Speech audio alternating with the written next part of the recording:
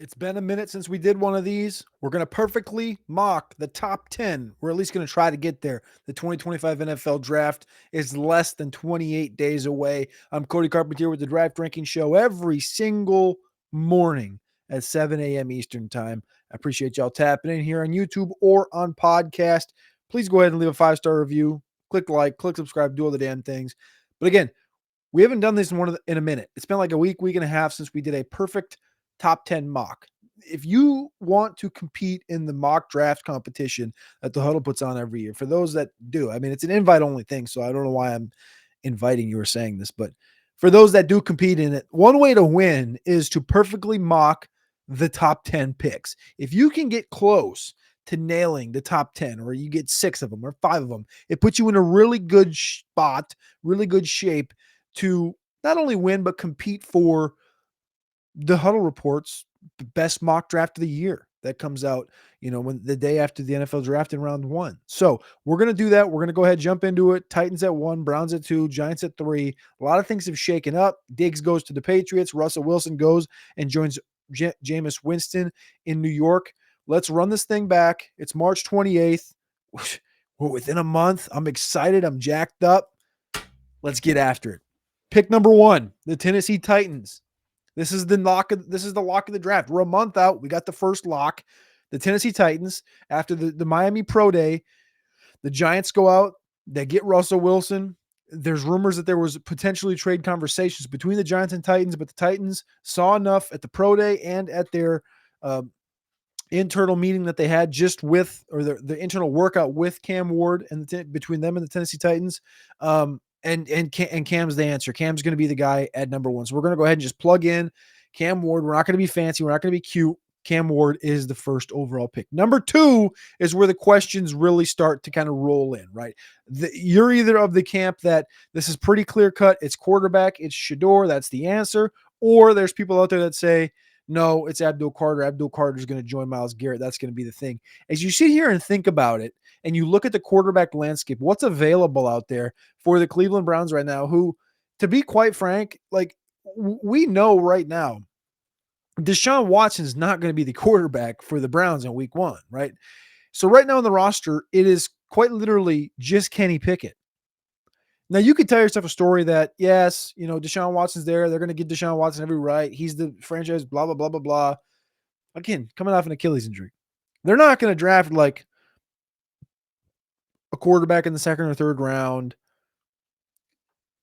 and go after that. We might get news in the next month that Kirk Cousins is traded to the Browns. I'm not buying into the Dak Prescott news, so don't even comment it. Don't even ask it. That's a fugazi. I trust my guy Charles Robinson. I'll trust Jane Slater. I think number 2 is Shador Sanders. Myles Garrett knew that the Browns had a plan at quarterback. As much smoke is being pressed out into the open right now, I think the Browns are going to go Shador Sanders at 2.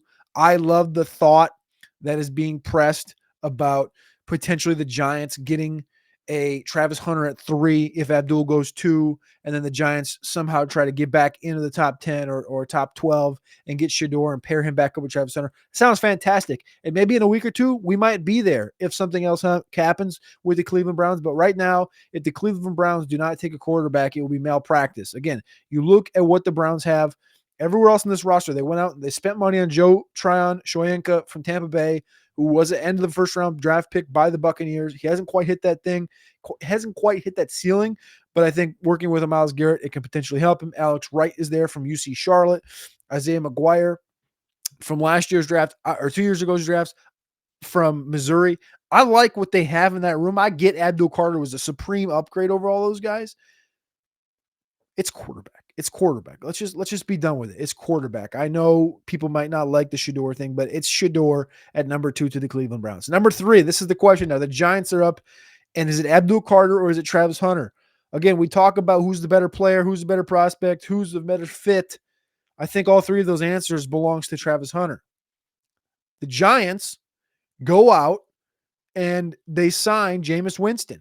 But first, they re-signed Tommy DeVito. Again, people are going to overlook that, but DeVito was signed to do what he always does, be the quarterback 3, right? They signed Jameis to fit his role, and I think the plan was to try to get up for Cam Ward. Doesn't work. So they get Russ. And now they may pivot. You may pivot, come back in the end of round 1, maybe at the start of round 2. You use that first pick, your first pick, in round 2 at pick 34, and you get Jackson Dart if he's there, something like this. Or you wait till round 3 where you have 2 third-round picks, and maybe you draft a Quinn Ewers or Tyler Shook or something to work out and see what happens. But they're not going to do it at 3. The move is Travis Hunter. Abdul Carter would be fantastic playing in a rotation with Brian Burns and Kayvon Thibodeau. But to improve this team to the fullest, it's Travis Hunter playing receiver opposite of Malik Neighbors and playing cornerback opposite of Deonte Banks, because Paulson Adebo is not a tier 1, tier 2, or tier 3 cornerback in the NFL right now. Travis Hunter, number 3. Those are the top 3 picks. I think that's a lock. Cam Ward, Shedeur Sanders, Travis Hunter. And if Abdul Carter falls to 4, they draft him. The New England Patriots draft Abdul Carter. They got Harold Landry from Tennessee Titans, who cut him a month ago. I remember having the conversation at the Combine about Harold Landry, Abdul Carter to the Titans. They got Jeffrey Simmons. They got T'Vondre Sweat. Look at this sick front four for the Titans. No longer. It's Harold Landry in New England, and potentially Abdul Carter falling to 4 to the Patriots. And now they signed Milton Williams, and all of a sudden you got a pretty decent growing front 4 for the Patriots. So I'm going to go ahead and take Abdul Carter here. It's a run up, turn the ticket in as fast as possible move here for the Patriots. Now you could potentially get a little bit spicy.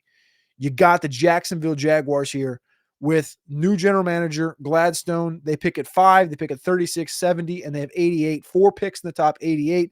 A 5th pick comes at 107. A good array of selections. 10 selections, actually. The tied for the most inside of the teams that are sitting inside the top 10. Jacksonville has 10. Cleveland has 10. Carolina has 9 with Vegas. New England has 9. Things like this. Jacksonville's got 10 selections.